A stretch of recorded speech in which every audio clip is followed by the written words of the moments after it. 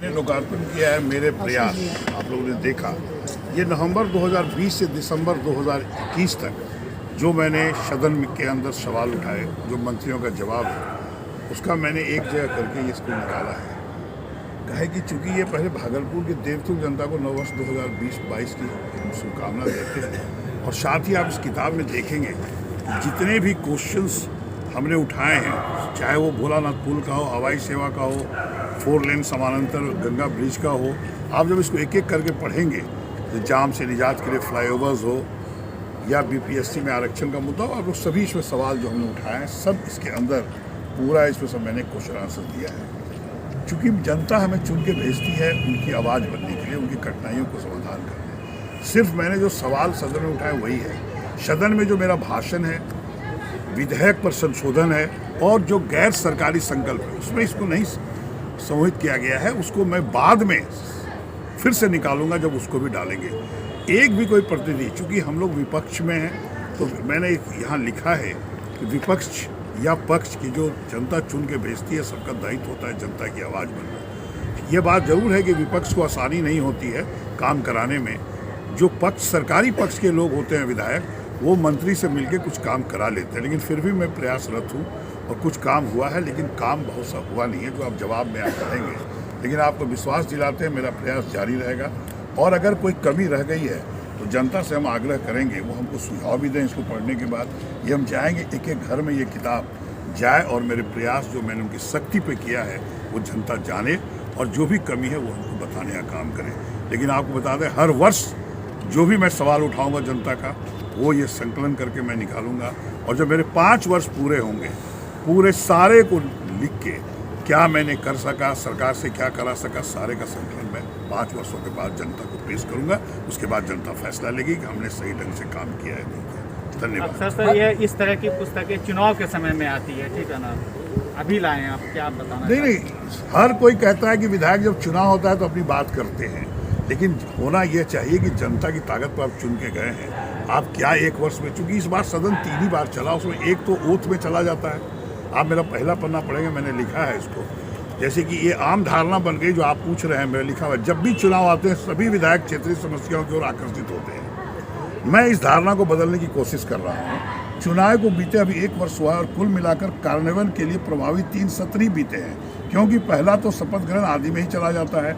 इन तीनों सत्र में भागलपुर से संबंधित जो मामले मैंने उठाए हैं और सरकार ने जो उसका उत्तर दिया है उन्हें मैं संकलित कर रहा हूँ। भागलपुर की जनता के संज्ञान में मैं ये लाना चाहता हूँ, आपका सेवक लगातार प्रयासरत है।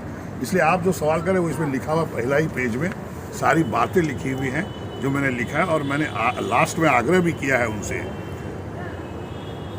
इसलिए सदन उठा के ठीक है आएंगे। उन्हें संकलन में हुई भूलों के सुधार के सुझाव आमंत्रित करता हूँ। भागलपुर की जनता मेरे हर क्रियाकलाप को देख रही है, वह कदम कदम पर मुझे सचेत करते रहे, यही मेरी कामना और यही आग्रह भी है उनसे। 1 साल में जो आपने विकास जो जनता की आवाज़ बन के सदन में उठाया उसी का ये पुस्तक करना, उसी का विवेचन है कि मैंने क्या सवाल किया, सरकार ने क्या जवाब दिया। जितना इस पुस्तक को आप निकालेंगे बिल्कुल हर साल हर वर्ष निकलेगा, और 5 साल में जो काम हुए बिल्कुल सारा चीज़ मेरा काम ही है। जो भी कठिनाई उसको उठाना है, क्योंकि विपक्षियों से खामियाजा भुगतना पड़ रहा है। ये भोलानाथ पुल एक बार 68 करोड़ में सब पास उस करा के रेलवे से एनओसी करा के टेंडर स्टेज में था। जानबूझ के किसी, अब नाम नहीं लेंगे, भारतीय जनता पार्टी ने कहा कि उधर वोटर्स बहुत हमारे हैं, अगर वो बन जाएगा तो हम कहीं के नहीं हैं। तो ये सब नहीं होना चाहिए। जनता के विकास में पार्टी कोई चीज़ नहीं होता, मेन होता है कि जनता का आप काम करिए। लेकिन इस बार मुझे उम्मीद है कि मार्च तक भोलानाथ पुल का टेंडर भी होगा और काम भी होगा। जहाँ तक हवाई सेवा का प्रश्न है, हवाई सेवा हमने कहा है कि 20-25 सीटर वाला पहले भी चला करता था, फिर से चलना शुरू, चुके यहाँ सिल्क उद्योग बहुत विश्व में जाना जाता है। कतरनी चावल यहाँ एक्सपोर्ट होता है बाहर विश्व में, इसलिए वो बहुत ज़रूरी है। और अगर वो चालू होता है तो यह कल कारखाने खोल के युवकों को रोजगार देने का भी काम होगा, जो कि नहीं हो पा रहा है। गौराडीह में मैंने सदन में दिया, इस बार जवाब देखेंगे मेरा। गौराडीह में 500 एकड़ गौशाले की ज़मीन है। मैंने आग्रह किया है सरकार से कि वो एक्वायर करके आप वहाँ पर हवाई सेवा इंटरनेशनल खोलने का काम कीजिए, तब देखिए कि विकास क्या होता है, और आपकी अर्थव्यवस्था भी मजबूत होगी सरकार की। जब आप जो खोलेंगे नहीं, रोजगार मिलेगा नहीं, फैक्ट्रियाँ लगेंगी नहीं, तो आपको टैक्सेस कहाँ से आएंगे। इसलिए बहुत सारी बातें, इसको जो आप पढ़ेंगे जनता जब पढ़ेगी तो समझेगी मैं एक प्रतिनिधि जो उन्होंने चुना है क्या प्रयास कर रहे हैं, उसी का ये सूचना। सर आगामी पिछले में पहला मौका है जीता अपने विधानसभा से, 1 साल के दौरान किए गए कार्यों को जनता की जो आज जो सदन में मैंने आवाज़ उठाई है, पहला ये आपने किताब विमोचन जी जी पहली बार ऐसा जी। अब पहला बार ये इतिहास में भी होगा जो है, मेरे ख्याल से किसी ने नहीं किया होगा जो विधायक जी ने किया है। अपने काम जितना किया उन्होंने, जो सवाल उठाए क्या करना नहीं करना, उसका आगामी सारा मुद्दे क्या हो सकते हैं और सदन में, सभी मुद्दे हैं। जैसे पप्पू देव का मामला है? नहीं बिल्कुल, वो तो गलत हुआ है, वो पुलिस ने हत्या की है, सब जनता वहाँ गए थे, जनता बता रही थी। सदन में उसका सीबीआई जांच की मांग होगी, ऐसे माननीय मुख्यमंत्री को मैंने पत्र भी लिखा है, लेकिन सदन में बड़ी जोरदार ढंग से मैं आवाज़ उठाऊंगा और सीबीआई की जांच करा के रहूँगा। अगर सरकार नहीं मानेगी तो फिर जनता सड़क पर आंदोलन करेगी। जैसा कि आप सर बोले कि विधानसभा में हम उठाए थे कि हवाई अड्डा की, तो सरकार जो है उस पर साफ मना कर दी, कोई भी इंटरेस्टेड नहीं है।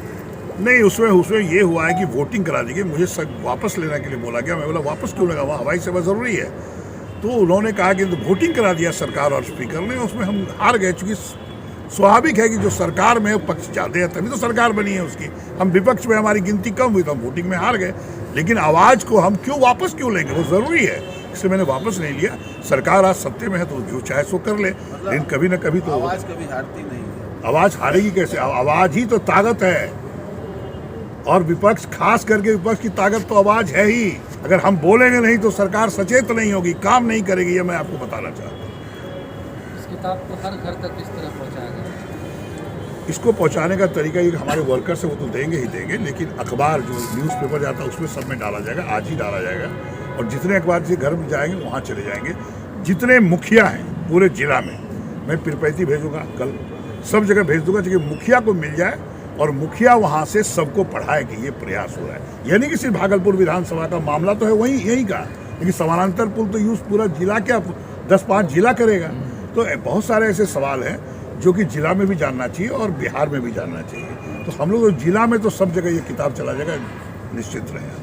सर एक बार फिर से बताएंगे, वो जैसे तेजस्वी यात्रा कर रहे हैं, नीतीश कुमार यात्रा कर रहे हैं, कांग्रेस की तरफ से ऐसा कोई यात्रा? हाँ बिल्कुल, खरमास का महीना है, इसीलिए हम लोगों ने 15 से 20 जनवरी के बीच रखा है कि हम लोग एक एक गांव में जाके जो कांग्रेस ने काम किया है उसको बताने का काम, जो भारतीय जनता पार्टी ने 7 वर्षों में जनता को ठगने का काम किया है, क्या क्या नुकसान हुआ है उससे, पूरा रथ पे LED स्क्रीन लगा के उसको हर गांव में चलाया जाएगा। मैं 7-8 विधायकों के साथ हर जगह पूरे बिहार के दौरे पर निकलने जा रहा हूँ। शुरू कर रहा हूँ पिरपैती से, पिरपैती में स्टार्ट करूँगा, वहाँ पे सदस्यता अभियान भी होगा।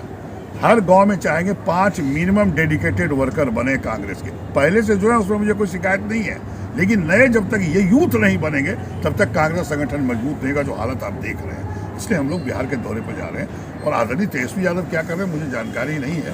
कांग्रेस एक राष्ट्रीय पार्टी है, कांग्रेस के अपने सिद्धांत हैं, कांग्रेस की अपनी सोच है, कांग्रेस इस पर चलेगी और कांग्रेस को बिहार में मजबूत करेगी।